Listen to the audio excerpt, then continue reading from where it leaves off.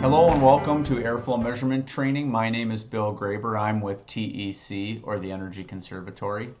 Today's training is brought to you not only by TEC but also our partners, Bill Spohn from TruTech Tools and Ed Janowiak from Eastern Heating and Cooling Council. Today's session, you'll see Steve Rogers and I talk through the pressure matching method using a duct blaster to measure airflow. So normally you use a duct blaster or other duct leakage testing equipment to measure the leak rate of ductwork, but you can also use this equipment to match pressures to the blower fan and get an accurate measurement of the airflow that blower fan is outputting. Now this is the step-by-step method, and it will go through each step of the process. So if you're watching this training, it means that you've decided this is the right approach for you to make this measurement. It might be that you're an energy rater or you're doing some kind of new installation grading, and you're using this because you already have this equipment. Now this equipment is pretty expensive, but if you already have it or you're already thinking of doing duct leakage testing, this is a great way to get another measurement from that same piece of equipment. So let's talk briefly about what equipment is needed, and then we'll jump into the step-by-step process. So you'll need a duct blaster kit or duct leakage tester kit, and that includes a fan and a digital pressure and flow gauge. In addition to that equipment, you'll need a static pressure probe and the tubing associated so that you can make a supply plenum pressure reading. The other thing you'll need is to be connecting this to the main cabinet where the blower fan is. And what you'll see in the video today is we're using an adapter plate that is made to go on a filter grill that can achieve that. But in some cases where you're hooking up right to the cabinet, this will require you to use some kind of cardboard or some kind of box to connect the fan to the cabinet itself. As I said, what you're going to see us use today is this adapter in a filter grill. So here's the overview of each step. That's kind of broken in. There's multiple steps to this process, but we can break it into 4 steps. The first thing you're going to do is, before you hook up anything, you're going to make a measurement of the supply plenum pressure with the blower fan on the speed of the fan that you're trying to measure. So if you're in a cooling mode, you're going to have it in high cool, and you're going to measure that reading and that supply plenum pressure. Now what I'll be showing you today is Steve in our training center at TEC making these measurements, and he'll be using the DG1000 to drive the process. But you can also do these same measurements manually and do the math to convert pressures and flows manually through the procedures and manuals that are available for duct blasters and other duct leakage testing equipment. Once you've measured the normal system operating pressure, or NSOP, by following this process, then you'll connect the duct blaster to the duct system. Again, in the video we're going to show you, you're going to see it using the adapter plate to put it on a filter grill. Then we will match the normal system operating pressure with the duct blaster fan, and that's where the name of this method comes from. It will be matching the pressures, and from that we'll record the total system airflow. So with that, let's start step by step, and the first thing we'll look at is drilling the port in the supply duct and inserting the static pressure probe.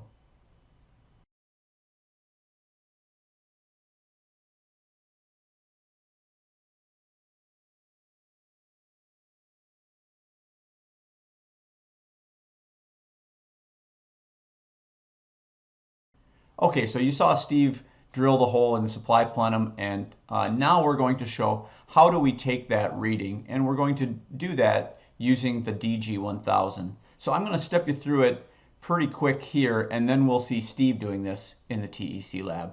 So you turn on the gauge, and from the home screen of the gauge, you're going to click on Tubing Assistant. This will take you through a step-by-step process to set up this pressure matching approach. So if I click on Tubing Assistant, it will then ask me, what am I trying to do?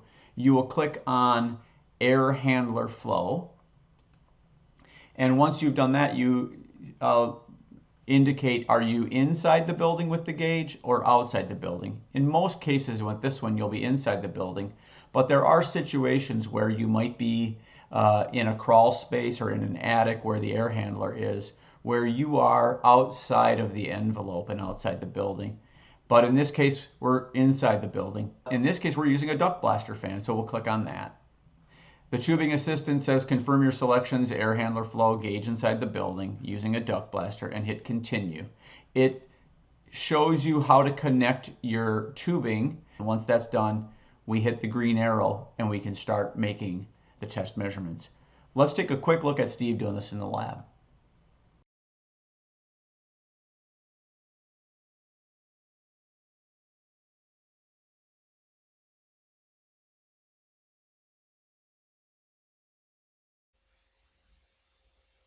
So Steve is taking the blue tube from the static pressure probe in the supply plenum and putting that on channel A, and then the red tube from the DuctBlaster fan on channel B. With that connected, he's ready to take the next step, which is to set the NSOP, or normal system operating pressure. He's going to let that run for about 10 seconds to make sure he's got a good reading of that pressure before he moves on to the next step.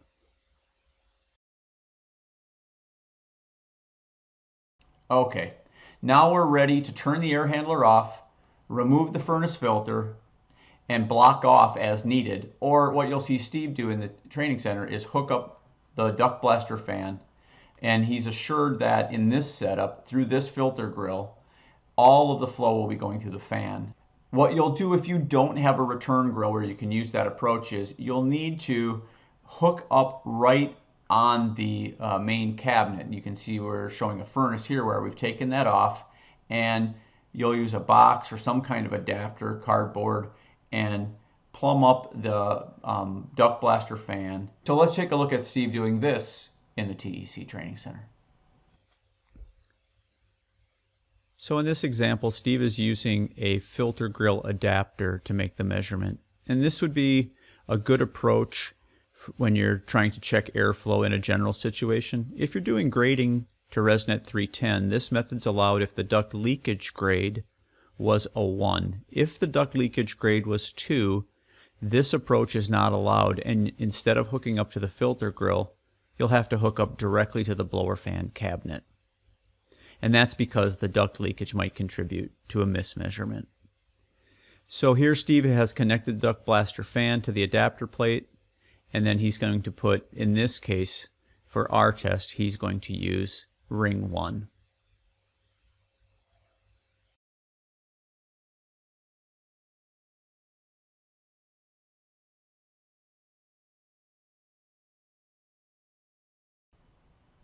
Okay.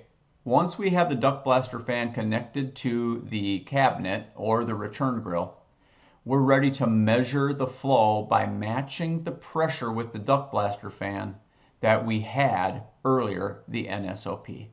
So again, you can do this manually or you can do it with other equipment.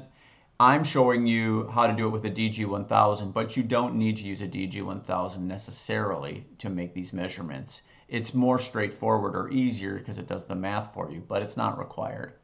Now we're ready to turn up the DuctBlaster fan to match that NSOP. So once we get close by turning up the control, we get the pressure. It will tell us the flow from the DuctBlaster fan on B, and that is the flow that the air handler or blower fan was pushing for total system airflow. Okay, so Steve is indicating that he has ring 1 attached so that it makes the proper pressure to flow conversion. And now he's going to turn up the static pressure reading in the supply until it reads the NSOP that he previously read, which was 26.1. Now he's getting his reading moving around a little bit, so in this case he's going to move to a 5-second average. For a ResNet 310, you would need to move it to a 10-second average. But here you can see he's close to the right pressure and he's reading about 890. Okay, now you've seen the step-by-step process. Just quickly reminding you, this is a really good method because you get very accurate readings and you get very consistent results. And if you're using a duct blaster or duct leakage tester, because you're a rater already doing that kind of measurement, or you're a contractor already doing that kind of measurement, the good news is you can use that same equipment here, and now you can do some grading of new installations per ACA ResNet 310. Now, the downsides of this approach is if you don't already own the equipment, it's a pretty expensive piece of equipment. And if what you're looking for is to measure airflow but not necessarily do duct leakage testing, this is probably not the most straightforward method for doing that. So this is really a great method if you already own duct leakage equipment or you're looking to do duct leakage testing in addition to measuring airflow. All right, and then the main message we have in all of our training is knowing airflow is interesting, but you need to think about why am I measuring this airflow and what's the next step after I have the flow.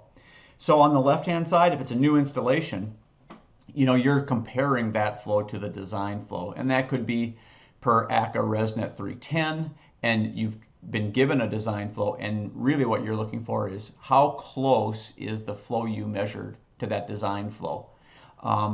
If you're in an existing installation and you're troubleshooting, maybe you're doing an airside analysis to figure out, is it contributing to the issues we're seeing? And that gets a little more complicated. And so, there you're dealing with occupant issues. They're talking about having some kind of problem, whether it's too humid or some rooms are hot, that kind of situation. And they're trying to figure out, and maybe they've hired you because they want that problem solved. In that case, knowing airflow can be a really great start to understanding really the overall airside performance. But you might also want to measure other aspects of the air system, like supply and return duct pressures, coil pressure drops, filter pressure drops. And with that understanding, now you can do a much better job of seeing how is the air system contributing to the issues the homeowner's having.